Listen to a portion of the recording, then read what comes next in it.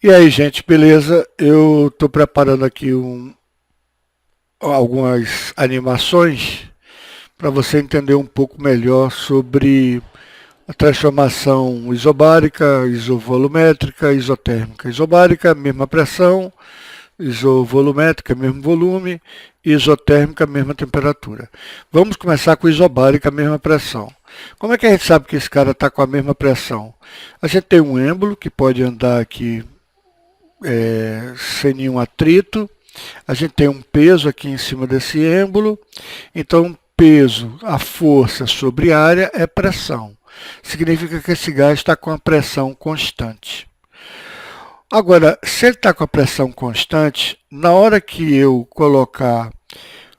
aumentar a temperatura desse gás, a tendência dele vai ser expandir. Como ele está com pressão constante, o que acontece? Essas moléculas vão ficar mais agitadas, mas a pressão vai ser constante, então a única saída dele é aumentar o volume. Então esse volume, que eu botei exatamente igual, numericamente igual à temperatura absoluta, eu botei de propósito, para você ver que o volume cresce exatamente com a mesmo percentual que a temperatura absoluta, não com a temperatura relativa. Está no problema de vocês, ele quer que varie de 27 até 77. 27 graus Celsius, ele está com 300 Kelvin. E eu coloquei o volume de 300 centímetros cúbicos. Poderia ter colocado com 600, com 1000, etc. e tal. O que importa é que se aqui variar 10%, aqui vai variar 10% também. Se aqui for 600, aqui variando 10%, vai para 330 Kelvin, aqui iria para 660, aumentando 10%. Então vamos colocar aqui o foguinho e ver como é que fica o gráfico, tá?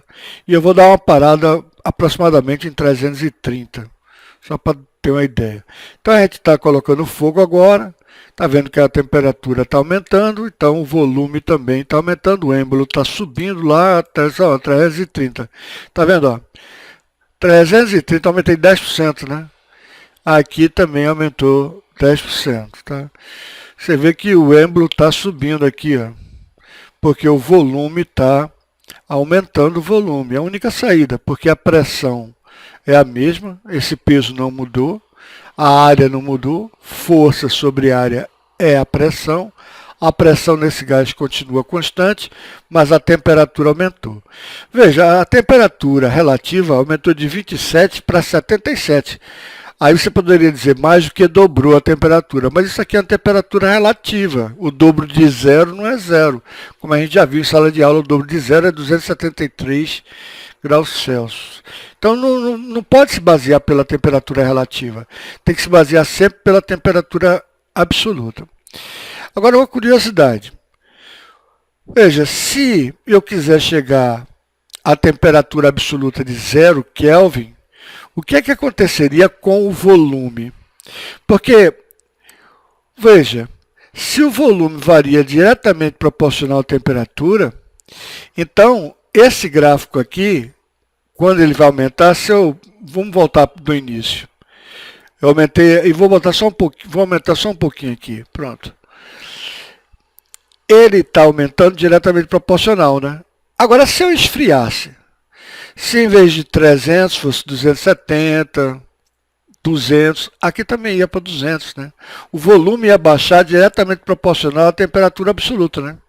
Então significa que nesse gráfico aqui, como é um gráfico, uma função do primeiro grau, eu posso inferir que se eu prolongasse para o lado de cá, ou seja, diminuindo a temperatura ao máximo, até a temperatura chegar no zero absoluto, que seria menos 273 graus Celsius, o volume seria zero, né? Então, eu posso extravasar e dizer, olha, se o volume chegasse a zero, não chega, na verdade não chega a zero, né? Porque esse gás se transforma em líquido e depois se transforma em sólido. Não dá. Mas dá para a gente ter uma ideia de qual seria a temperatura mínima possível. Seria quando o volume chegasse a zero. Aqui é a escala do volume.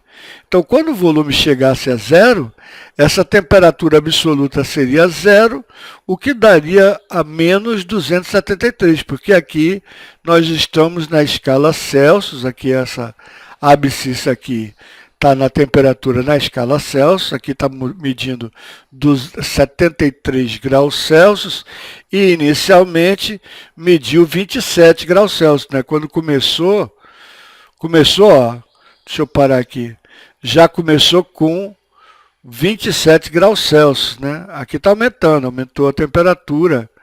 A temperatura é esse eixo da abscissa, enquanto que o eixo da ordenada é o volume, tá? Então é bastante interessante isso, né? Se eu baixar a temperatura para o zero absoluto, eu vou ter o volume igual a zero, nem teoricamente não dá, tá?